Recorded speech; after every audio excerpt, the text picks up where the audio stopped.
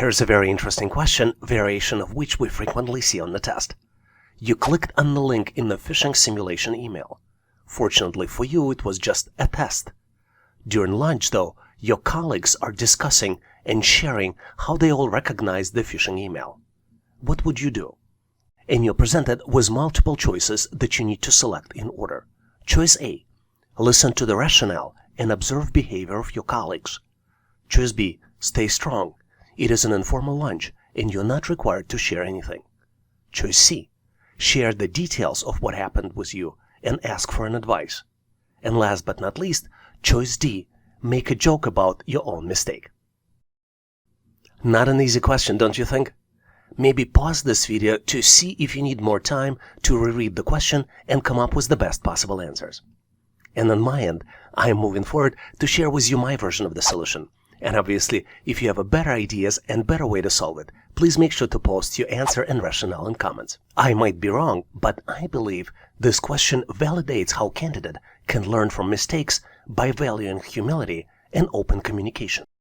This question tests on how much you value open communication and how much you value showing humility to share your own weaknesses and mistakes, potentially gaining respect and improving your relationships with others. I think open communication, even when sharing uncomfortable personal experiences and issues, helps to show you as a human, gain better connection with others, and ultimately learn from mistakes more effectively. Here's how this all might be applicable to this particular scenario. During phishing simulations, companies send the realistic phishing email to employees to determine their awareness of cyber attacks. Everyone makes mistakes. The key is to recognize it and learn from the experience to do better next time. You might wonder, why should you value humility and open communication? Let me give you 3 main reasons. First of all, we learn from failures much more than we learn from successes. And from my standpoint, failure is an opportunity to grow and build mental memory, to recognize the mistakes, to change your behavior in the future, and to come back as a stronger and better person.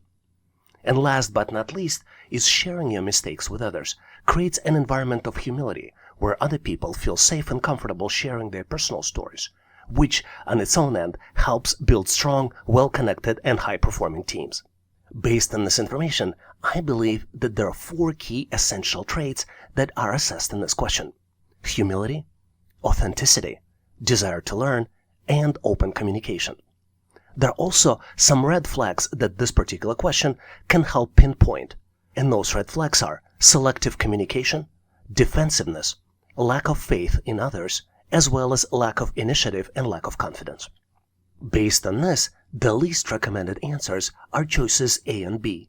Choice A, listen to the rationale and observe behavior of colleagues, is not going to help you grow, is not going to help you become a better person, even though you might hide your mistake. And choice B, stay strong, it is an informal lunch and you're not required to share anything, is complete misconception of what strong means. You will be viewed as a much stronger person if you find courage and strength to share your mistakes and present yourself as a human being. I would recommend answering this question with the choices D and C. Humility, which represents a willingness to admit the weakness and ask for help, makes a person a more effective leader. Everyone makes mistakes, but if you prioritize open communication, you can demonstrate that you are a human being and you can learn from your own mistakes. Making a joke about your own weakness is almost always safe and helps to create a safe environment for other people to share. So I would recommend you select choice D, make a joke about your own mistake, and choice C, share the details of what happened with you and ask for advice as an answer to this question. Do you have a better solution? Please make sure to share your answer and rationale in comments. Here's a very interesting question to test how you would behave. You are working on the project with other team members, which needs to be completed in the next 9 days.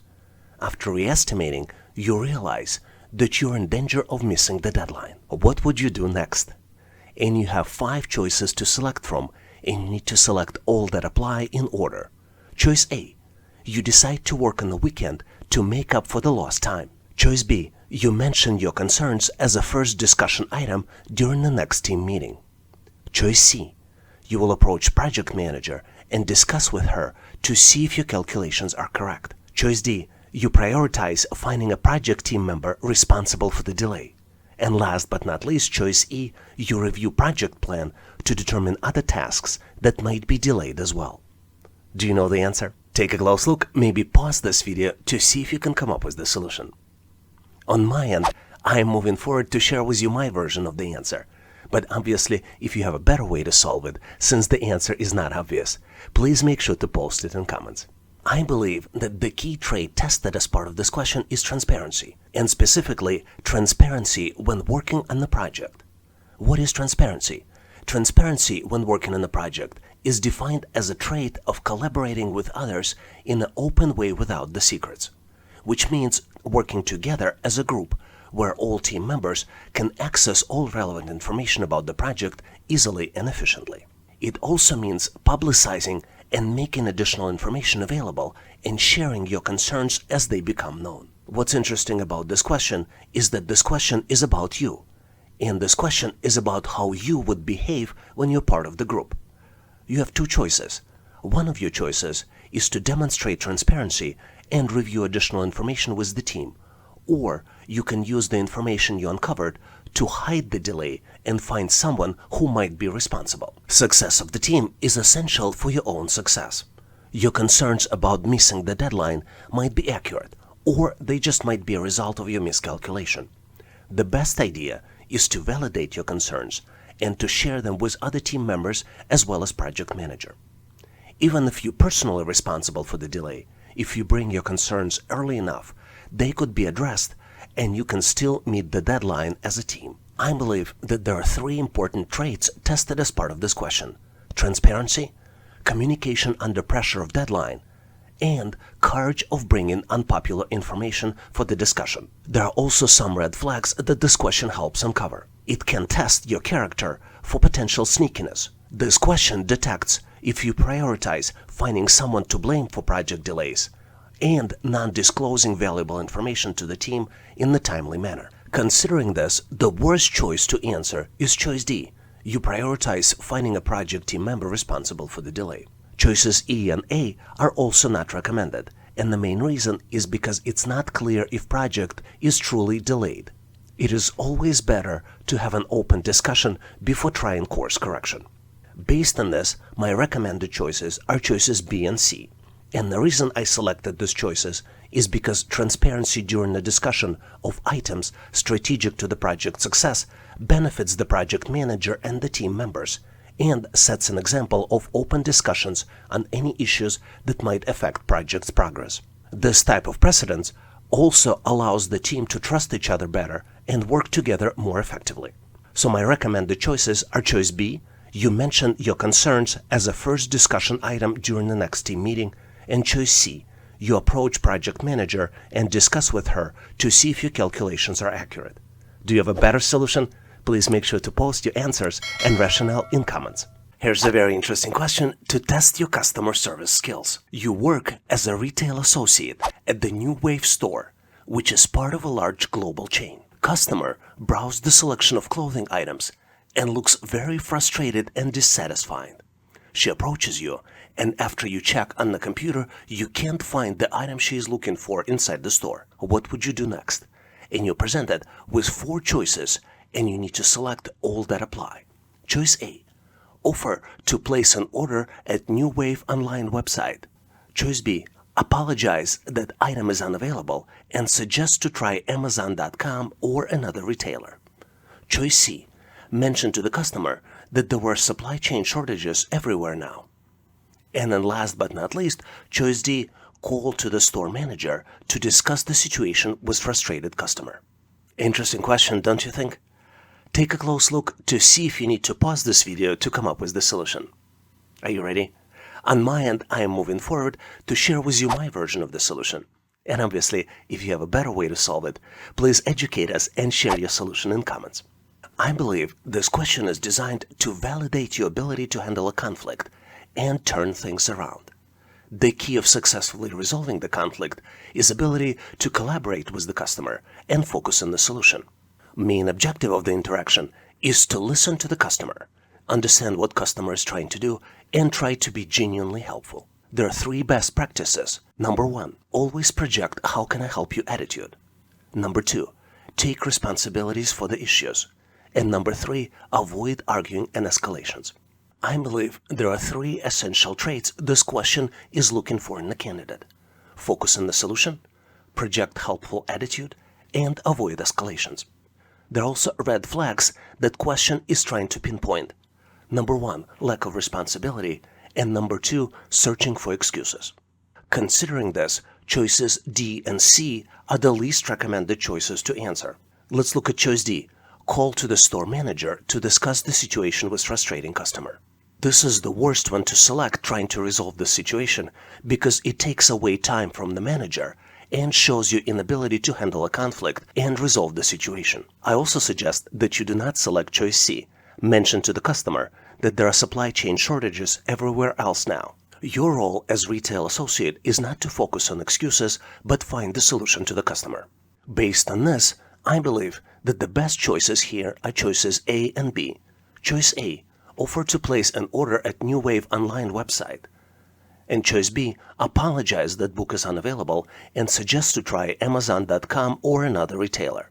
It is the key to make customer feel happy and appreciated by focusing on the solution and trying to be sincerely helpful. By offering these 2 choices, you show that you do not just trying to make a profit, but also able to offer outside solutions, for example, using Amazon.com retailer. In addition, ability to resolve conflict yourself and keeping customer happy without escalations to the manager is also extremely helpful skill. Do you have a better solution? Please make sure to post your ideas in comments so we can all learn. Can you tell us how many questions did you answer correctly? Please make sure to post in the comment section of this video to share with others. And now let's continue to get you ready for the test. Here's the very interesting question to determine your personality. You just arrived at the corporate event. You do not see anyone you know there. What would you do? You need to select all that apply out of the 4 different choices. Choice A, observe others. Wait for people you know to arrive. Choice B, approach people you don't know and introduce yourself. Choice C, temporarily leave the event and come back later. Choice D, check your itinerary to ensure you're at the right place. Take a close look to see if you can come up with the right answer. So you can always pause this video to determine the answer that you would want to choose.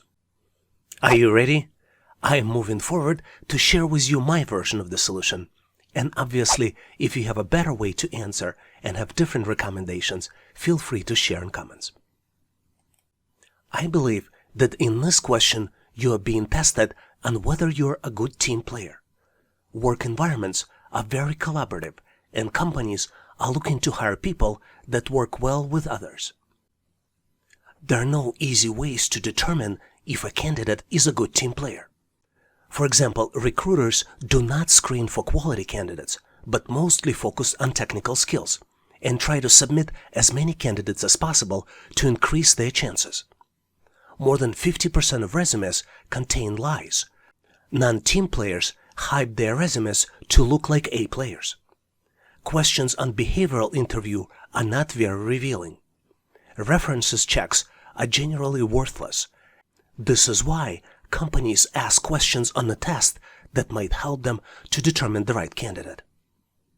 During the assessment tests, companies look for essential traits for the team players. They typically look if the candidate is social, if candidate adapts easily to difficult situations, if candidate tackles challenges with enthusiasm, and whether potential employee is a creative problem solver. They also look for the red flags. And typically red flags are that the candidate likes working solo, doesn't take initiative, and maintains a status quo. Obviously, with these types of questions, there is no right or wrong answer. But there is a least recommended answer which you can spot based on the red flags. Because red flags are that the candidate doesn't take initiative, afraid of unfamiliar situations, and passively maintains status quo, the choices to avoid might be choice A, observe others and wait for people you know to arrive, or choice C, temporarily leave the event and then come back later. Based on what we know, organizations are looking to hire people that are team players, that can introduce themselves and feel comfortable and confident in unfamiliar settings. One thing to keep in mind is that you always want to be honest and answer how you would behave. But you also need to understand that your behavior is unpredictable until you're actually in this particular situation. Are you sure you will never behave as the best version of yourself? Can you become intentional and be courageous even if you feel uncomfortable about the situation? Keep in mind that you can also change yourself and behave as a team player. Considering that team player traits are being social, being easily adaptable, and being creative problem solver, the most recommended answer here is choice B. Approach people you don't know and introduce yourself. Do you have a better version on how to answer this question? Please make sure to share in comments. Here's a very interesting question which tests unusual traits and doesn't have very obvious answer. John works as a manager at a large company. Recently, John was asked by his boss to sign a contract with a local business who is run by John's longtime friend, but who previously had issues with the law. What should John do? And there are 4 choices to choose from. John should sign the contract. It will be a productive relationship since he knows the owner. Choice B. John should use his friendship and ask local business owner to give special discount to his employer to establish a long-term partnership. Choice C. John should work with legal department to add protective clause into legal language of the contract. And last but not least, choice D, John should report potential conflict of interest to his superiors and ask for their advice. Do you see the answer? What's interesting about these types of questions is that you need to select all that apply. Are you ready? I am moving forward to share with you concepts that are tested as part of this test. And obviously this is just my opinion. If you have different thought process, please make sure to share your solutions and choices in comments. I think this question is designed to test the candidate for the concept of conflict of interest. In this question, John has a conflict of interest with his employer.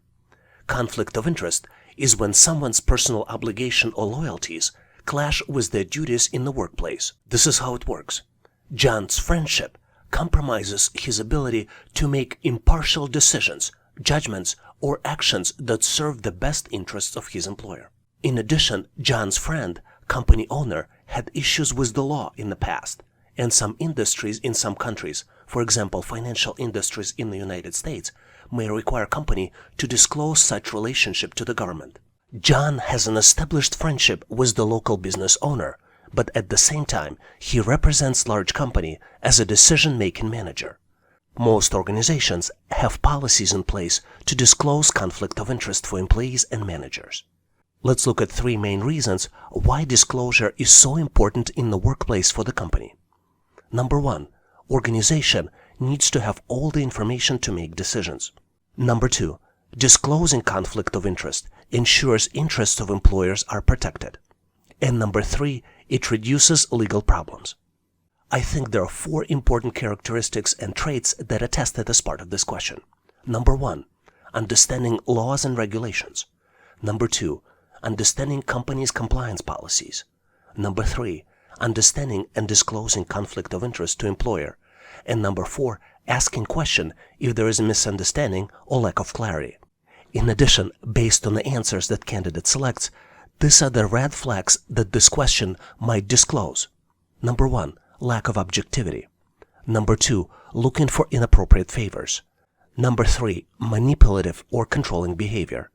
Number 4, inability to resolve conflict of interest. And number 5, lack of emotional intelligence.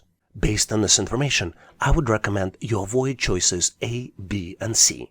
Let's look at each one of them individually. Choice A, John should sign the contract. It will be productive relationship since he knows the owner. The fact that it might be productive relationship is true, but this does not provide employer with all the information needed to make a decision. And there might be challenges in the future in this relationship. Another choice to avoid is choice B. John should use his friendship and ask local business owner to give him special discount to his employer to establish a long-term partnership. Even though this choice seems like a favor to the company, this shows manipulative behavior and hiding some information. Let's look at why should we avoid choice C. John should work with legal department to add protective clause into legal language of the contract. There shouldn't be any additional protective clauses here if John discloses all the information and all of his relationship, including conflict of interest. Based on this information, the correct answer here is choice D. John should report potential conflict of interest to his superior and ask for the advice. This choice shows John's humility, discloses conflict of interest, and complies with laws and regulations. Compliance is a formal process in most organizations to address conflict of interest, and the disclosure process is intended to help the workforce to be transparent and accountable for their actions and decisions. Disclosure of potential conflict of interest does not make it an actual conflict, but may help eliminate the perception. What do you think about this question? Do you have a different thought process? Please make sure to share your solution in comments.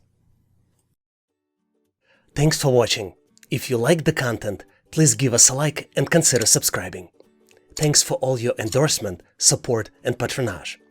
For additional helpful information, please make sure to check out links in the description. For detailed list of available resources, I encourage you to check out resources page on our website, howtoanalyzedata.net/resources. If you know someone who would benefit from this content, please consider sharing the link. Please leave the feedback, corrections, or suggestions in comments. And all the best on your journey. I'll see you in my next video.